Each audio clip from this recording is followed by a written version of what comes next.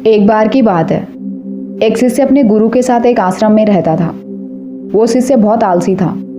वो हमेशा अपने काम को टालता रहता था। गुरुकुल में वो पढ़ाई में भी सबसे पीछे था। गुरु उसकी इस आदत से बहुत परेशान रहते थे। एक दिन गुरु ने उसको एक तरीके से समझाने का प्रयास किया। गुरु अपने शिष्य के पास गया और उसको एक काला पत्थर दे दिया और शिष्य से कहा कि ये पत्थर अपने पास रखो। ये कोई साधारण पत्थर नहीं है, ये बहुत कीमती पत्थर है। इस पत्थर की एक विशेषता है कि इसको तुम किसी भी लोहे से रगड़ोगे तो ये पत्थर सोना बन जाएगा। तब तुम जितना चाहो सोना बना सकते हो। तुम एक दिन के लिए इसे अपने पास रखो। मैं किसी काम से बाहर जा रहा हूँ, वापस आते ही मैं इस पत्थर को ले लूँगा। गुरु वहाँ से चला गया। वो शिष्य मन ही मन खुश हो रहा था कि अब मेरे पास सोना ही सोना होगा। फिर उसने सोचा कि अब मैं इसके लिए लोहा कहाँ से लाऊंगा। फिर उसके मन में आया कि मैं अभी खाना खा लेता हूँ, रात होने वाली है, कल मैं लोहा लेने बाजार चला जाऊंगा।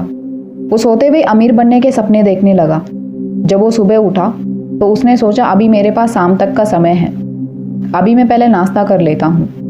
जैसे ही उसने नाश्ता किया, ऐसे देखते देखते दोपहर हो गई।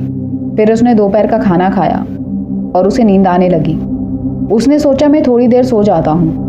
जैसे ही वो सोया और थोड़ी देर बाद सोकर उठा, तब तक शाम हो चुकी थी।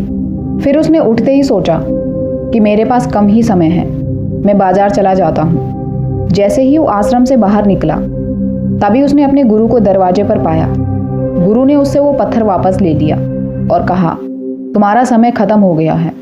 शिष्य ने गुरु से रिक्वेस्ट की कि उसे थोड़ा समय और दे दें, लेकिन गुरु ने उसकी कोई बात नहीं सुनी और उससे कहा कि तुम्हारे जैसा आलसी व्यक्ति अपने जीवन में कुछ नहीं कर सकता।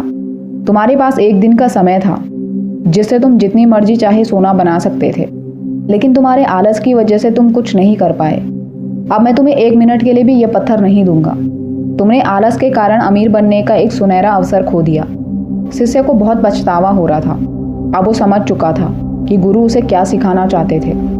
ये कहानी हमें सिखाती है कि अगर हम अपने जीवन में कुछ करना चाहते हैं तो उसे आज और अभी करें, क्योंकि समय नहीं रुकने वाला, वो हमेशा चलता रहेगा। और अगर हमने अपना काम समय पर पूरा नहीं किया तो हमारा हाल भी उसी शिष्य की तरह होगा और बाद में पछताना पड़ेगा।